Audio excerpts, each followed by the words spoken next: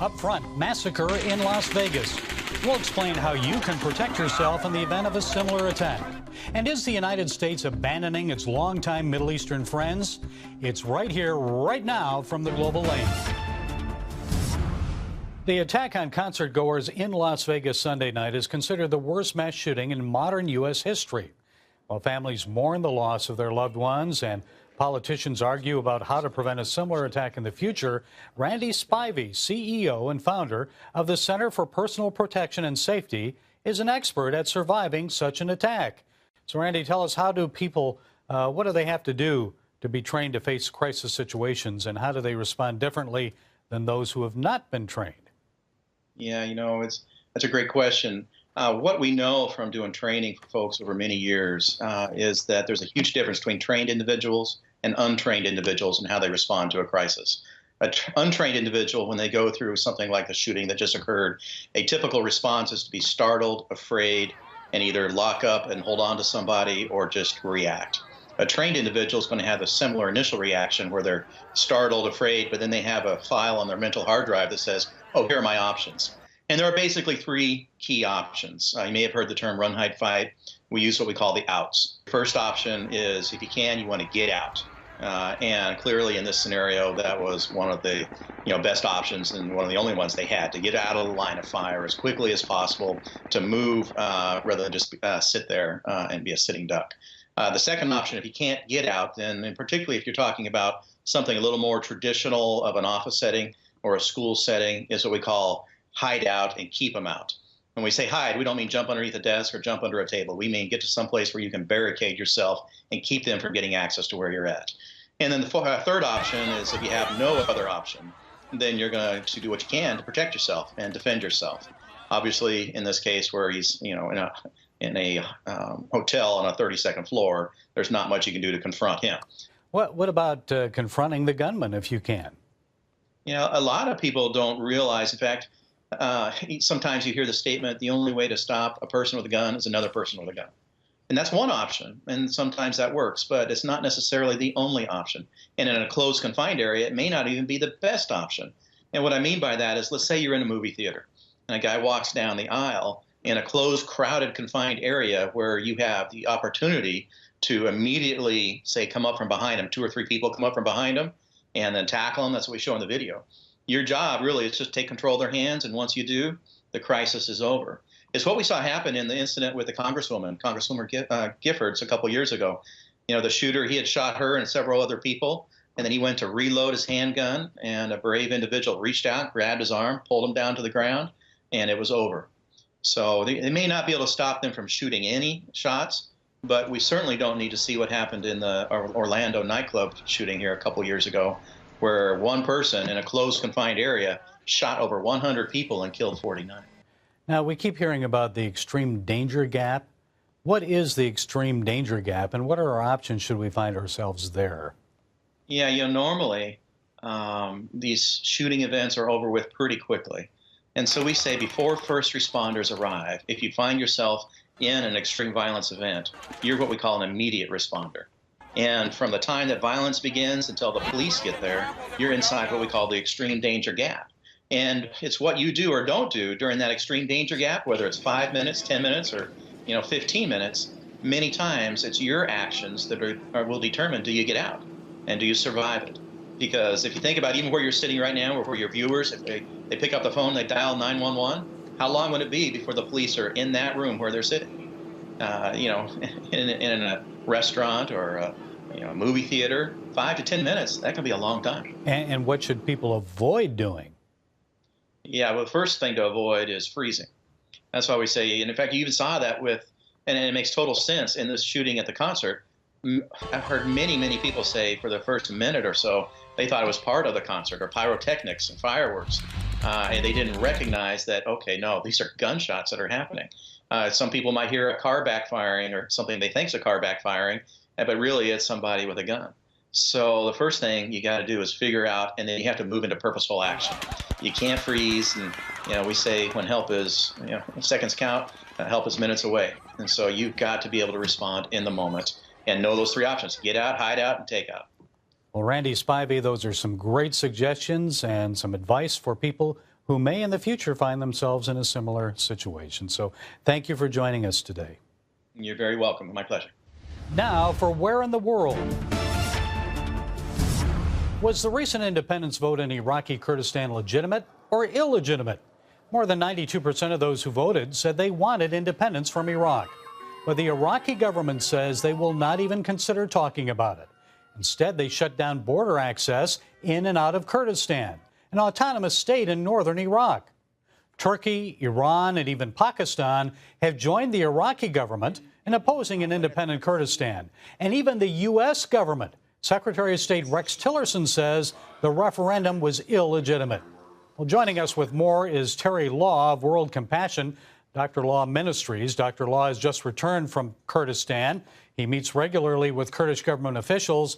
Dr. Law, good to talk to you again. And you were just in Kurdistan. Why did the referendum proceed despite opposition from just about everyone outside of Kurdistan? Well, let me, if you will, Gary, I'd like to give a little history. When I wrote my book on unmasking ISIS, I discovered something that Americans by and large don't know, nor most people in the world, and that is the fact that Iraq as a nation should never have been introduced as a nation. It came about after the First World War, the Sykes-Picot Treaty by the French and the Brits. They decided to carve up the Ottoman Empire, who obviously lost in the First World War. But what they did then is sit down in a room somewhere with a ruler and a pencil and draw lines and divide up the Middle East. They had no sense at all in Iraq of the fact that Sunni, which is 20% of the country, Shia, which is 60% of the country, and the Kurds, which are 20% of the country, all these are groups that don't get along, have never historically ever gotten along, and putting them together in one nation and calling it Iraq was a mistake of geography and a mistake of history. Well, I've got to ask you then, I talked to some of my Kurdish contacts in recent days. They're terribly upset with the United States. They said, we thought you were our friends, but we guess the Kurds have no friends. Your thoughts then on why the U.S. State Department is opposing independence for the Kurds? That is a mystery to me, Gary. I don't understand it at all. I don't think that Rex Tillerson is well advised on the one Iraq policy that our country is espousing. I think that's a total mistake. I was there for the referendum last week.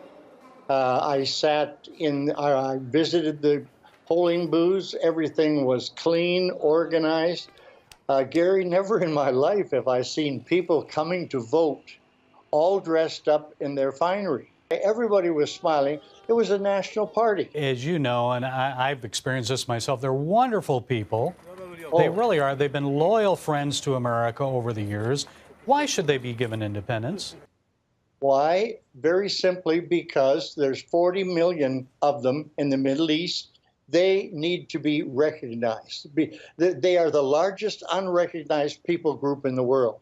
And we don't know that, most of us. And you meet often with Kurdistan government officials, and I understand that you're pressing for guaranteed rights for Christians in Kurdistan. What are you telling the Barzani government? Let me explain something very simply as I can, Gary. About 4 or 5 years ago, I went to Iraq to get one of my friends out of jail. He had worked with us in the refugee camps, going in to the orphanages. We were giving shoes to children, Bibles, Arabic Bibles, things like that, handing them out. So Karim Sanjari gave me 10 minutes the next day to encourage him to release my friend Jamal from prison. 40 days later, I was flying into Dallas. My cell phone rang, and it was a call telling me that Jamal had been released from prison into the arms of his wife and 4 children. I was so overwhelmed that Sanjari had done this special gift, and that created a friendship. Gary, that has stood until this day. Now, 3 months ago, this same man who is the interior minister in the government, he's kind of like a deputy prime minister, really. But I received a phone call from him asking me to come over to Kurdistan because they were going to conduct a referendum. I took 13 pastors with me when we arrived in Erbil, and we had our first meeting with him. He asked us to go to all the leading religious leaders in Kurdistan, the Catholic bishops, Orthodox, Chaldean, the evangelical pastors, etc. He asked us to go to them and ask them what would they want in a free Kurdistan with a secular constitution. We would like you to draft some proposals that we could introduce into our constitution-making process, and we will consider what you're asking. And, well, we did that. It took us quite a while, and we produced a paper, 7 points on the paper, Gary. And he said right out, in a way that absolutely surprised me, he said, we will accept all 7 of these suggestions, and we will give the Christians more than what they're asking for here. That was so momentous to me. That certainly is historic. And we're running out of time, Terry, but what can Christians around the world do, and how should they pray for Kurdistan at this time? Christians need to pray that God will protect the one opportunity that has ever happened in the Middle East, as far as we know, to provide total freedom for a Christian population and other minorities as well. We need to pray that God will make that happen. Today, we set it straight on the Southern Poverty Law Center. Many people know it as an organization that once fought for civil rights in America. That was back in the 1970s. Now in 2017, it's pledging to destroy groups that it says spreads lies about gays, transgenders, and lesbians. Dale Hurd has more. Once upon a time, the Southern Poverty Law Center served as a champion in the civil rights struggle. It's said that the SPLC helped put the Ku Klux Klan out of business. Klan membership used to be in the millions. Today, it's only a few thousand. But when you look at the SPLC's map of hate groups in America today, one would think America is consumed with hate. Or is it? When you've put the Klan out of business and won all your battles, but you're not ready to close your doors, you need to find new enemies to fight. You might also need to change the definition of hate. One of those new enemies is former Vanderbilt history professor Dr. Carol Swain.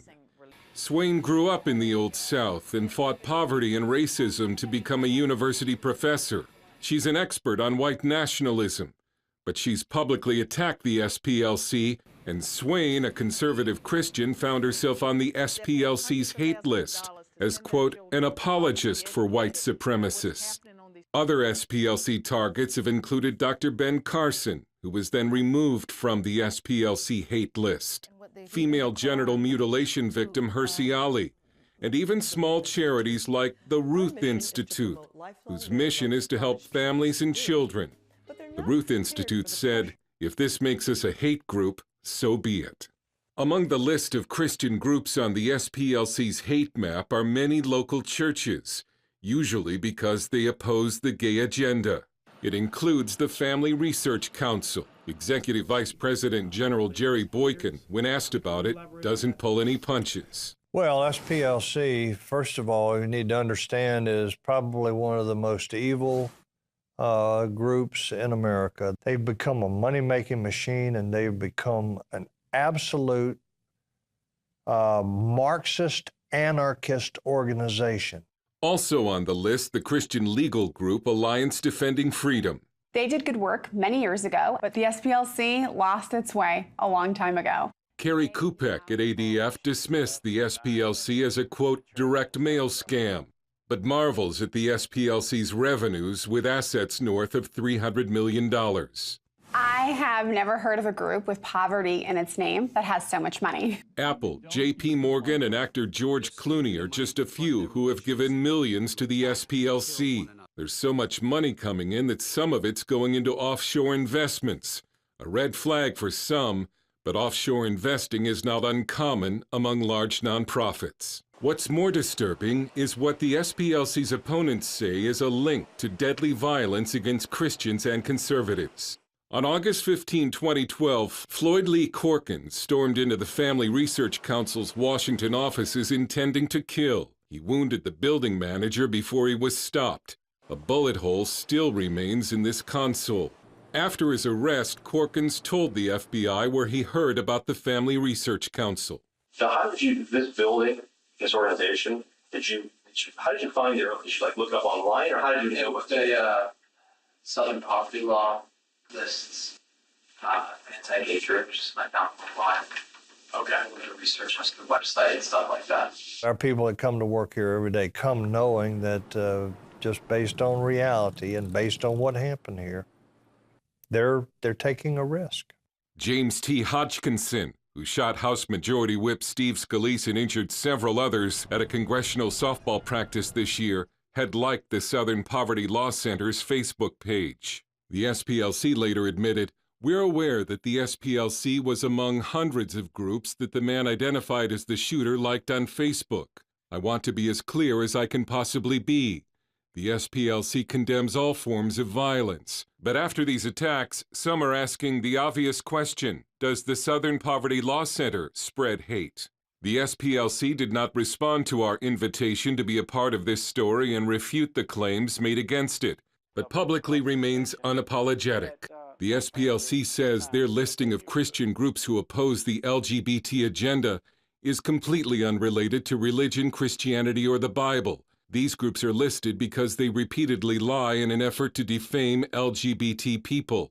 In 2007, SPLC spokesman Mark Potok, in this blurry video from a conference in Michigan, said, "I want to say plainly that our aim in life is to destroy these groups, to completely destroy them." D. James Kennedy Ministries, also on the hate list, is suing the SPLC and the charitable arm of Amazon, Amazon Smile, for dropping it from its list of religious charities. The news media uses the SPLC's hate map in stories about racism and bigotry.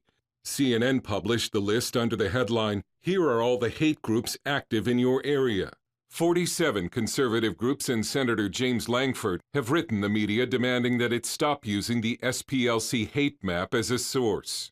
SPLC has, first of all, no authority other than what they've given themselves to have a hate map or to list people or organizations as haters.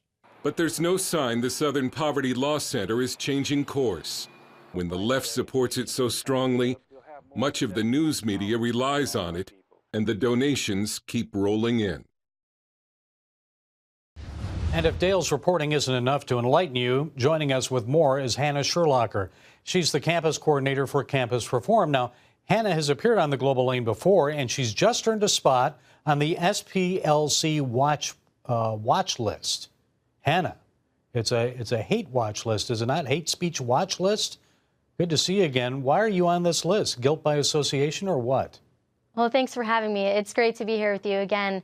So I was placed on this LGBT hate list from the SPLC because I did a radio segment with the Family Research Council. The segment was about socialism, but because the Family Research Council holds traditional family values, I was labeled an LGBT hater just for being on the show. The topic of LGBT never even came up. We were talking about socialism. So being on this list, it's just another example of the Southern Poverty Law Center slapping hate labels on anyone who dissents from the liberal narrative. Why you and why the Family Research Council? Like I said, the left in these groups are so quick to silence anybody with dissenting opinions. So, you know, the consequences of this are severe. We saw in 2012, a man come into the Family Research Council with 100 rounds of ammunition and 15 Chick-fil-A sandwiches, planning on killing everyone and smearing those Chick-fil-A sandwiches in their faces. And he said he was inspired by SPLC's hate map. Now, what has happened to you since you've been on this list?